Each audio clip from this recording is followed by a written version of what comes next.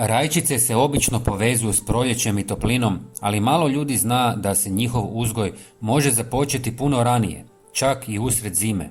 Kada se sjeme rajčice stavi izravno u vrtno tlo, tijekom hladnih mjeseci, događa se nešto što se u klasičnom uzgoju nikad ne vidi. Rajčice tada od samog početka rastu u uvjetima u kojima će provesti cijeli svoj životni ciklus. Sjeme rajčice koje prezimi u zemlji prolazi prirodan proces prilagodbe. Hladnoća, vlaga i mirovanje pomaže sjemenu da se aktivira tek kada tlo postigne optimalne uvjete. Umjesto naglog prelaska iz tople prostorije u vanjski vrt, mlade biljke rajčice niču bez stresa i bez šoka za korijen. U prirodi se rajčice ne uzgajaju u posudama niti se presađuju. Sjeme padne na zemlju, ostaje u tlu i čeka pravi trenutak za klijanje. Oponašanjem tog procesa rajčice razvijaju jači korijenski sustav koji seže dublje u tlo i bolje iskorištava vlagu i hranjive tvari. Zimsko tlo, ako je pravilno pripremljeno, pruža rajčicama stabilno okruženje. Gredica obogaćena kompostom i prekrivena slojem malča štiti sjeme rajčice od ekstremnih temperaturnih oscilacija. Malč zadržava vlagu i sprječava ispiranje hranjivih tvari, što rajčicama daje snažan temelj za proljetni rast. Kada se rajčice uzgajaju na ovaj način, prve biljke koje izniknu u proljeće često izgledaju snažnije od klasičnih presadnica. Stabiljke rajčica su deblje, listovi čvršći, a boja biljke tamnija, što je znak dobre prilagodbe hladnim uvjetima. Rajčice koje su niknule iz sjemena u vrtu ne trebaju razdoblje prilagodbe. One odmah nastavljaju rasti jer nikada nisu bile presađene.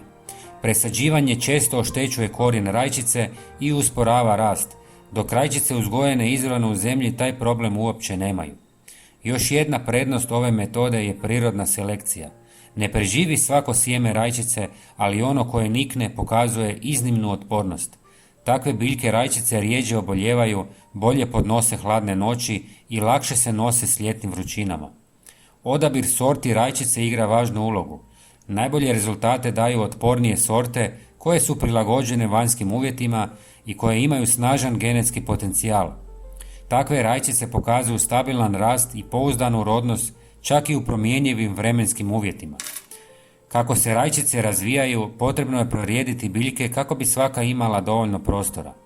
Ovaj korak osigurava bolju cirkulaciju zraka i smanjuje rizik od bolesti.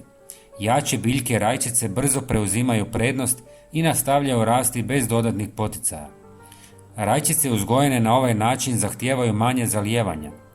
Dubok korijen omogućuje biljkama da same pronalaze vlagu u tlu, čak i tijekom sušnih razdoblja. Time se smanjuje potreba za stalnim nadzorom i dodatnom njegom. Kada vrijeme dođe cvatnje, rajčice koje su rasle od zime pokazuju iznimnu stabilnost.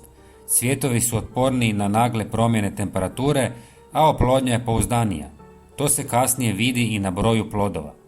Plodovi rajčice dobiveni ovom metodom često imaju puniji okus i čvršću strukturu. Biljke koje nisu bile izložene stresu proizvode uravnoteženije plodove i dulje ostaju zdrave tijekom sezone. Još jedna važna prednost je ranija berba. Rajčice koje su započele rast izravno u vrtu često daju plodove ranije od onih koje su presađivane. Time se produžuje sezona berbe i povećava ukupni prinos. Uzgoj rajčica tijekom zime ne zahtijeva posebnu opremu. Nema grijanja, nema umjetnog svjetla i nema posuda. Sve se odvija u vrtu, u skladu s prirodnim ritmom tla i biljke. Ova metoda uzgoja rajčice štedi vrijeme, novac i energiju. Umjesto složenih postupaka koristi se snaga prirode i prirodnih ciklusa. Nakon nekoliko sezona razlika u kvaliteti i količini plodova postaje očita. Rajčice koje prezime kao sjeme razvijaju dugoročnu otpornost i stabilnost. Takve biljke lakše podnose bolesti, promjene vremena i razdoblja suše. Upravo zato mnogi vrtlari koji isprobaju ovu metodu više se ne vraćaju u klasičnom uzgoju. Ono što u početku zvuči neobično, u praksi se pokazuje kao jednostavno i učinkovito rješenje. Rajčice posađene zimi koriste prirodnu kao saveznika i nagrađuju uzgajivača snažnim biljkama i obilnim urodom.